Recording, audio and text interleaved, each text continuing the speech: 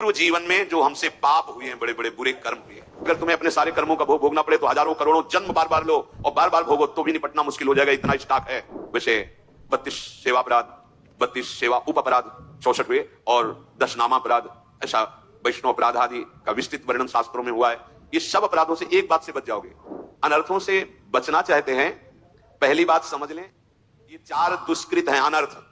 ध्यान से सुनना, ये 7 बातें स्वीकार करनी है और इन 4 बातों से बचना है। पहला है दुष्कृत जात अनर्थ। पूज्य श्री राधा बाबा, पूर्व जीवन में जो हमसे पाप हुए हैं, बड़े बड़े बुरे कर्म हुए पूर्व में लाखों अनंतों जन्मों का बात आ गई।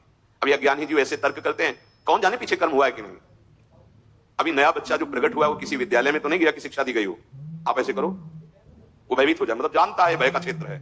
मां जब दुग्ध तो पीने लगता है, इसका मतलब पूर्वाभ्यासी है, इसका दुलार करो, ऐसे कुछ करो, इसका मतलब है जानता है, इसे प्यार कहते हैं और ये इसको प्रहार कहते हैं। वो बड़ा पुरातन है, कपड़ा नया बदला हुआ है, अभी जीव नया है। कर्म भोग जब होते हैं, कई प्रश्न करते हैं कि अभी तो 10 वर्ष का बालक था, उसने इतना बड़ा पाप क्या किया, ऐसा ऐसा। तुम क्या जानते हो, कपड़ा 10 वर्ष का है लेकिन पहनने वाला बहुत पुरातन है, वो भगवान का अंश है, न जाने कितने शरीरों का त्याग करते हुए पाप कर्म किए, तो वो उसको दंड मिल रहा है।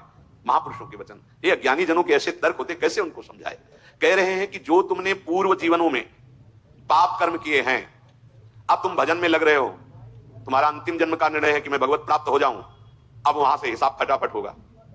वो संस्कार मन पे आएंगे, तन पे आएंगे, शांत नाम जब बढ़ाते जाओ, जो भोग जितना वो बहुत कम करके भगवा रहे हैं भगवान, बहुत कम करके। अगर तुम्हें अपने सारे कर्मों का भोग भोगना पड़े तो हजारों करोड़ों जन्म बार बार लो और बार बार भोगो तो भी निपटना मुश्किल हो जाएगा, इतना स्टॉक है।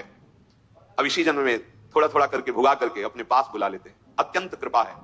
जो भी दुष्कृत जात अनर्थ तुम्हारे जीवन में आएगा, 2 प्रकार से, एक दंड रूप से आएगा और एक आएगा पाप कर्म कराने की प्रेरणा रूप से। ध्यान दीजिए, एक को तो भोग लेना है दंड को, दूसरा आएगा मन में बैठ करके पाप कर्म कराने की प्रेरणा देगा, पाप कर्म कराने की सुविधा देगा। अगर दूसरे को भोग लिया तो आगे फिर योनि बनने का, किसी योनि में जाने का आपने हिसाब तैयार कर लिया। समझ लीजिए, धर्म पूर्वक भोग स्वीकार की आज्ञा है, अधर्म पूर्वक जो हमारे कृत्य हुए हैं वो 2 प्रकार का प्रभाव डालेंगे। पूज्य श्री राधा बाबा कह रहे, एक तो ये दंड रूप से, जैसे कोई रोग आ जाना, कोई अपमानित कर रहा है, कोई निंदा कर रहा है, आदि आदि, बड़ा तिरस्कार हो रहा, शांत तुम्हारे पाप नष्ट हो रहे।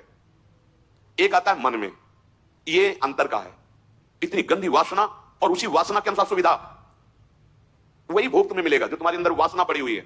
बिल्कुल नहीं, अगर त्रुटि कर दी गए, ये भारी अनर्थ पैदा कर दे। प्रायः चलन चलन सब कोई कहे, बिरला पहुंचे कोई, एक कंचन एक कामनी दुर्लभ घाटी धोए। बहुत सावधान, ये बार बार आपको भजन करते समय बुरे कर्मों की स्फुरणा बुराई की तरफ घसीटेगी। 1 मिनट के लिए इससे छोड़ दो, नाम जब साधन चलो 1 मिनट बस स्मरण स्वरूप संसार की, बड़ा गजब है। 1 मिनट के लिए भी इसे चैन नहीं है, जरा सा छूट पाई भागा संसार में, कोई ना कोई पूर्व देखे हुए दृश्य, सोची हुई बातें सामने लगे, इसको अवसर तभी, इसलिए दृढ़ता पूर्वक भजन, पूरा ध्यान रहे इस पहले अनर्थ से हटने के लिए। अगर हमें शारीरिक कोई दुख मिल रहा है, बाहरी व्यवहारिक दुख मिल रहा है, मुझे भगवान से प्रश्न नहीं करना, वो सर्वज्ञ है, उन्होंने जानबूझ करके हमारे कर्मों का नाश करने के लिए ये विधान रचा है। मस्ती में भोग लो। आप कहोगे दुख मस्ती, हाँ मस्ती तो उसी को कहते हैं जो निंदा अपमान तिरस्कार और दुख को सह के निकल जाए, उसे मस्ती कहते हैं। मूर्खता को मस्ती थोड़ी कहते हैं। कि आप मदिरा पिए हो, दंडता कर रहे हो, पापाचरण, बोले बहुत मौज और मस्ती है, ये बहुत हिसाब गहरा पड़ेगा, सह नहीं पाओगे। मस्ती तो उसी को कहते हैं, भारी से भारी अपमान तिरस्कार दुख सह गए और निकल गए, भगवत मार्ग में आगे बढ़ गए, बलिहारी उस चरणों की, उस महात्मा की, उस साधक की, जो ऐसे, उसे मस्त कहते हैं।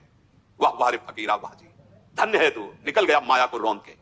तो फकीर का मतलब केवल वेश से नहीं है, अंतर से है। सबको भगवत प्राप्ति करने का अधिकार है, सब महात्मा हो सकते हैं, चाहे जिस वेश में हो, बस आचरणों को सुधार करके स्थिति को लाओ। स्थिति प्रज्ञ को महात्मा कहते हैं।